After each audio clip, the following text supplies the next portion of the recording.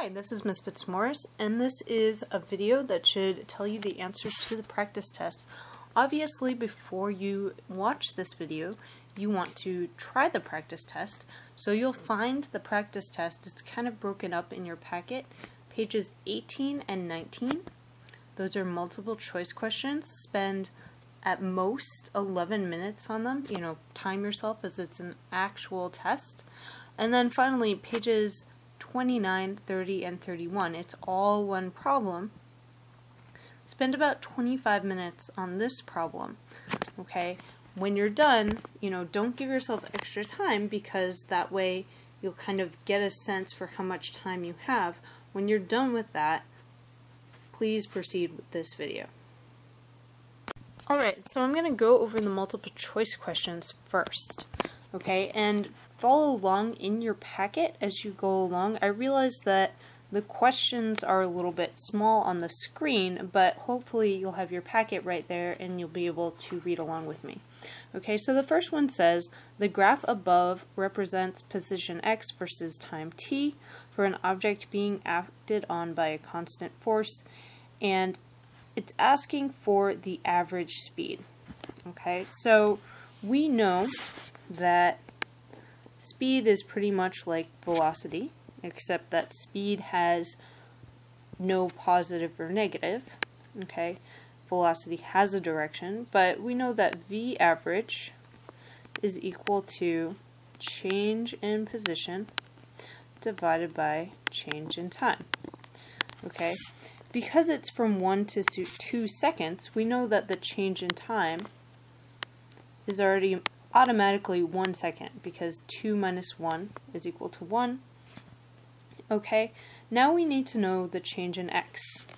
Okay, looking at this graph, we can see that the final x right here is at 8 meters. Okay, the initial, we can't see the exact mark, but I think it's at 2. So we have 8 minus 2 divided by 1. And that gives us an average of 6 meters per second, which is option D. Okay, so in number 2, it gives us a velocity time graph, and it's asking which of the options below could possibly be the corresponding position time graph. Okay, so to think about this, we have to think about what is happening in this velocity time graph. Okay, and I'm going to break it up into little bits. Obviously, I'm going to call this 1, this is time period 2, and time period 3. Okay, so in time period 1, it looks like our velocity is increasing. Okay, so what that means is that we have a positive acceleration, okay, and our position graph should have some kind of curve that looks a little bit like this. Okay, it should be some part of this curve. Okay, automatically that narrows it down to either B or D. Okay, because these two have sort of a happy face curve. Okay, and then it has, in part 2, it has a constant speed, but still a positive velocity. Okay, what that means is on our position graph, we should have a positive slope. Okay, looking at B, this has a 0 slope, so that has to be wrong, and D has a positive slope, so D has to be the correct answer. Okay, and then in number 3, we have an acceleration time graph. It says, starting from rest at time equals 0, a car makes this line, and we want to know what is the speed at t equals 3 seconds. Okay, so remember that if we want to go from, we have this handy little chart to remember, and if we want to go from acceleration to velocity, you have to find the area under the curve. Okay, so let's look at what the area could be. up to 3 seconds. And what we could actually do is just count squares, or you could remember geometry a little bit. I'm going to break this guy up into a rectangle and a triangle, okay, and then add the two areas. So I know that my triangle is 1/2 BH, okay, the base in this case is 3 seconds, so we have 1/2 times 3 seconds, and the height is from 2 to 5, which is also 3, so we have 9 halves. Okay, this rectangle, we know that an area of a rectangle is B times H, so we have 3, and the height is 2, which gives us 6. 9 halves is really 4.5, plus 6 gives us 10.5 meters per second. Okay, in number 4, you have to kind of think outside of what we talked about and think about how objects behave in the real world. Okay, so if an object, a beach ball is dropped, and as it's dropped, obviously you know it's going to speed up. Okay, all of these graphs, the velocity is increasing. Okay, but over time, air resistance is going to fight against it speeding up. Okay, so as air resistance fights against it, it's going to slow down the acceleration, meaning the slope is going to get smaller and smaller. Okay, and the only graph for which this is true, the slope is getting smaller and smaller, is option C. Okay, in number 5, it says a car starts from rest and accelerates as shown in the graph below. At what time would the car be moving with greatest velocity? Okay, so here we have to remember once again, if you're going from an acceleration graph to velocity, you have to find the area. But if you have a negative area, so all of this is going to be positive, all of this is going to be negative. Okay? As you go forward in time, you're going to keep accumulating more and more and more area until you start subtracting. Okay, so you're going to have the greatest velocity right before you start subtracting, and that is at 4 seconds. Option C. Number 6, it says the position versus time graph for an object moving in a straight line is shown below. What is the instantaneous velocity at t equals 2 seconds? Okay, you know that position to velocity, you have to find the slope. Okay, if it wants instantaneous velocity, you can draw a tangent line if you have a curve. Here we just have a straight line, so we can find the slope just like normal. And since the line never changes, we can use any 2 points on the line. I'm going to use the 2 easiest points, so that's right here and right here. Okay, and my slope is going to be rise over run, so slope, it looks right here like my rise is -4 because I'm going downwards as time progresses, or my position is going down, and the run is 2 seconds, so -4 meters divided by 2 seconds gives me -2 meters per second, which is option A. Okay, now we have what I call the everything problem. It has everything we have done so far in this class. And the reason I gave you 25 minutes to work on it on the practice exam is if you encountered this sort of problem on the AP, it should take 25 minutes. you would have that amount of time to do it. Okay, so let's do option A. It says a model rocket is launched vertically with an engine that is ignited at time t equals 0 as shown above. The engine provides an upward acceleration of 30 meters per second squared for 2 seconds. Upon reaching its maximum height, the rocket deploys a parachute and then descends vertically to the ground.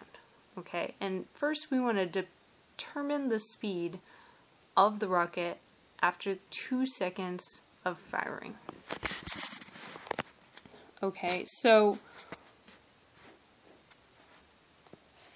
first of all, you notice that there's two things. There's your answer and your justification. And you're going to see this a lot on the actual AP. So here's my justification. You probably want to write the justification down first because that's where you're actually solving it. Okay, and you want to know the speed of the rocket after 2 seconds.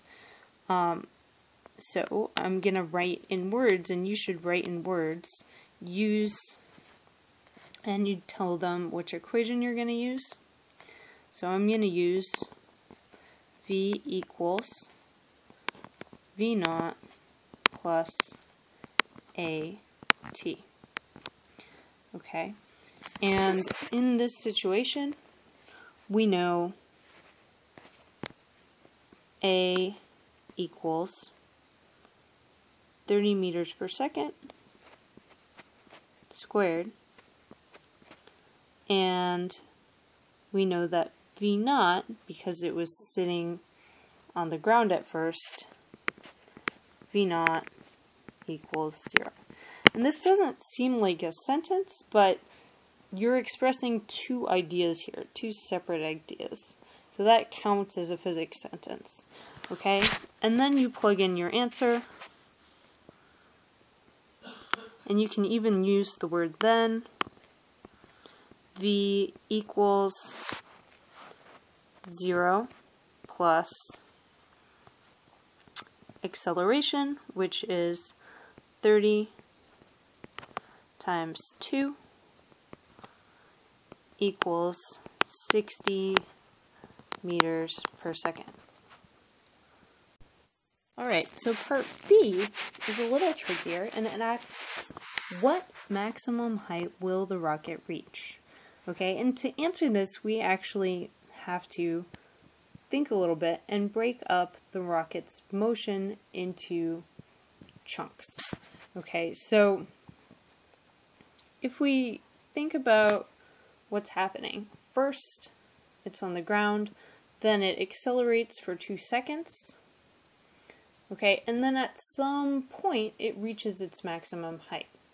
Okay, while after it accelerates for 2 seconds, it has a different acceleration, and that's the acceleration from gravity of negative 9.81 meters per second. Okay, so in our justification, we're going to tell them about that. Okay, so we're going to say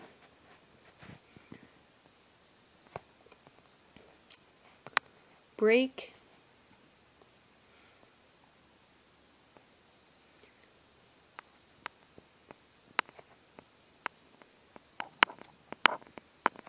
motion into 2 times.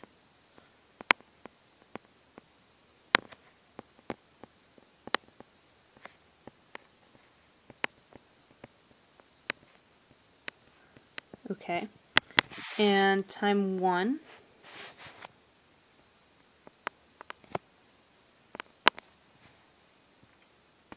and I just made it bigger so I would have more space. So in time 1, from 0 to 2 seconds,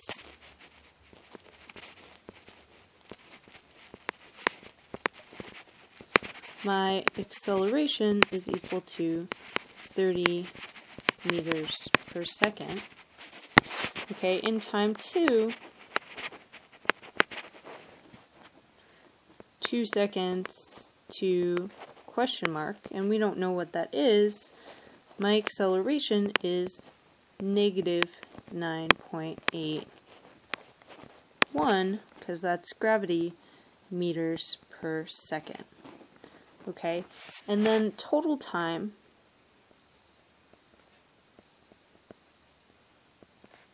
I'm going to say that's equal to T1 plus T2. Okay, so now what I'm going to do is I'm going to find T1. Oh wait, it already told me T1 is equal to 2 seconds. But let me back up for a second, sorry. I want the distances. It's going to be almost exactly the same thing. So x total, the total distance, the maximum height, is equal to x1 plus x2. Okay, to get x1, we're going to use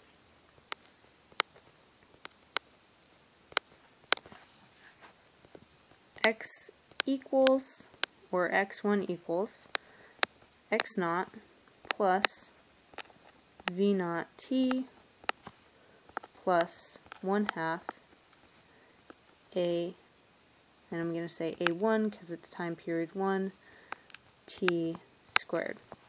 Okay, in time period 1, we know that our initial velocity was 0.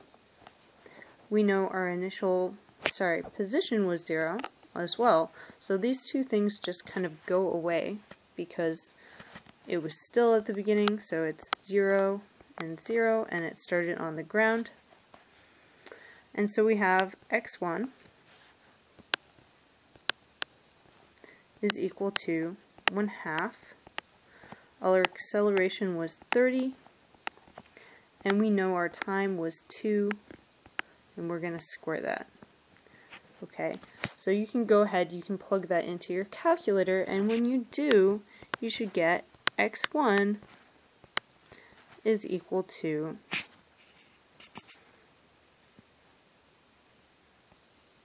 15 times 4, which is 60 meters. Okay, now we're going to go ahead and we're going to calculate x2. And we're actually going to use the same equation, but we're going to put different numbers inside. Okay, so we have x2 is equal to x2 naught plus v naught times t plus 1/2 a t squared. And here you should be saying, uh-oh, there's a problem. We don't know two things. We don't know the time, and we also don't know this position. So if we have one equation and two unknowns, we can't solve. Okay? And we're going to use this equation eventually, but before that, we need to find our time. Okay, the thing that will help us is we know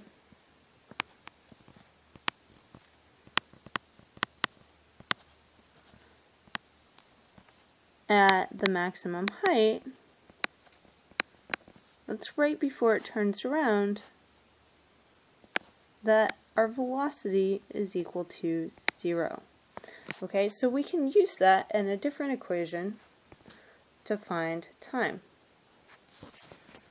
So we use v equals v naught plus a t, the one we used at the beginning. Okay, we know that our final velocity is 0. We know our initial velocity from part A, and we know from part A that the initial velocity, so after 2 seconds, we know it's going 60 meters per second. So we're going to put 60 in here. So we have 60 plus, and you can always use, instead of A, equals negative 9.81, you can always use negative 10, and that makes your math easier. Negative 10 t. Okay, I'm going to trust that you're good enough at algebra to solve this, and you'll get t is equal to 6 seconds. Okay, and ignore C for right now, we're going to do it on a different sheet. Okay, then we have x2 is equal to x2 naught, so at the beginning, right after 2 seconds, we know that x2 naught is x1, so we have 60 plus our initial velocity, which we know is also 60, times 6 seconds, plus 1/2 negative 10, and then 6 squared. Okay, so you can plug that into your calculator. You get x2 is equal to 240 meters, and that's what you're going to put right here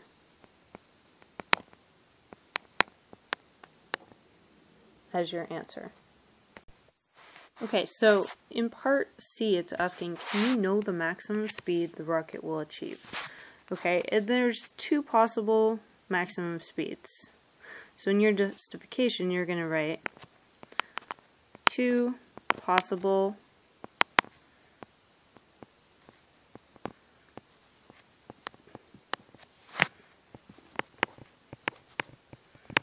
max speeds.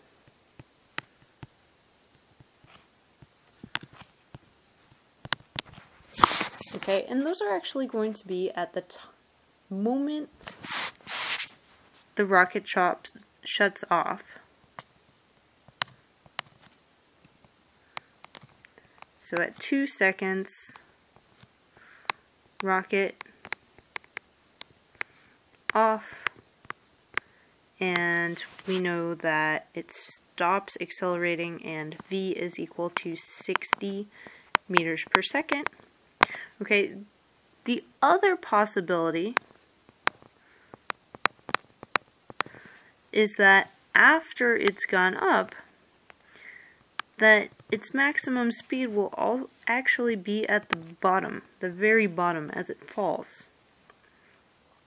So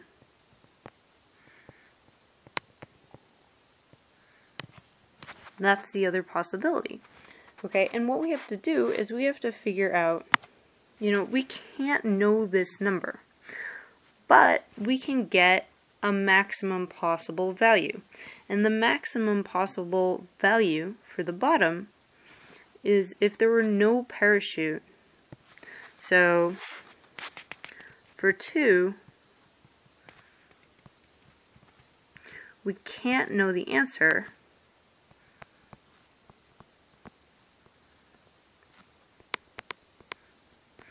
but we can get a maximum. And we know that whatever the actual value is, it's going to be smaller than this number. Okay? And we're going to use v squared equals v naught squared plus 2a delta x. Okay, again, ignore part D. We have v squared equals, at the very top, once it's falling, v naught is 0. Okay, and then we have 2 times acceleration is from gravity, that's negative 10, and our change in position is 240, but it's actually negative 240, So we have v squared is equal to all this stuff, and we can solve for v. So we have v squared is equal to 2 times 10 times 240. I get 4,800. I take the square root of both sides, and I get that the velocity is 69.3 meters per second. Okay, because the falling velocity could, in theory, be bigger than 60, so since v bottom could be greater than 60,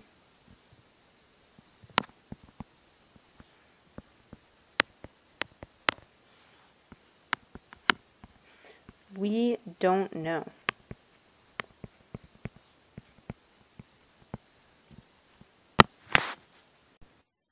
Okay, in part D it says describe the process through which, but do not actually calculate the time t equals 0, the maximum height will be reached. Okay, so actually we could find this really easily. So we know that before maximum height,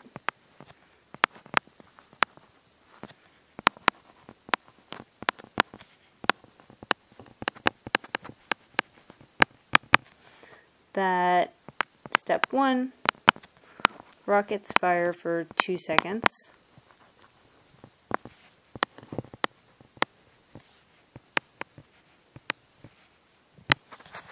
In step 2,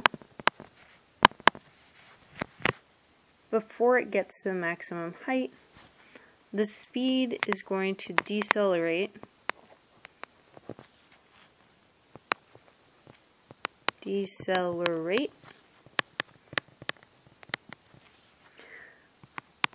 at negative 10 or negative 9.1 meters per second squared. Okay, so if we wanted the total time,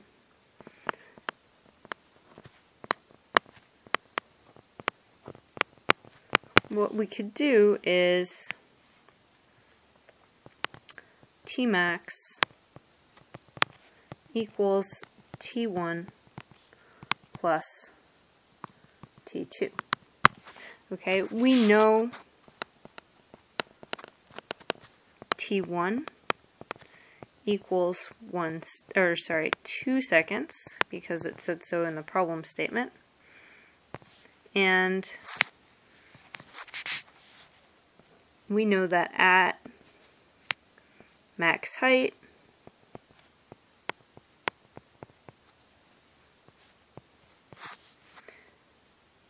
v equals 0, so use v equals v naught plus a t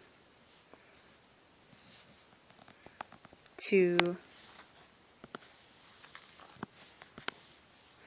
calculate T2. Okay, and that's your answer.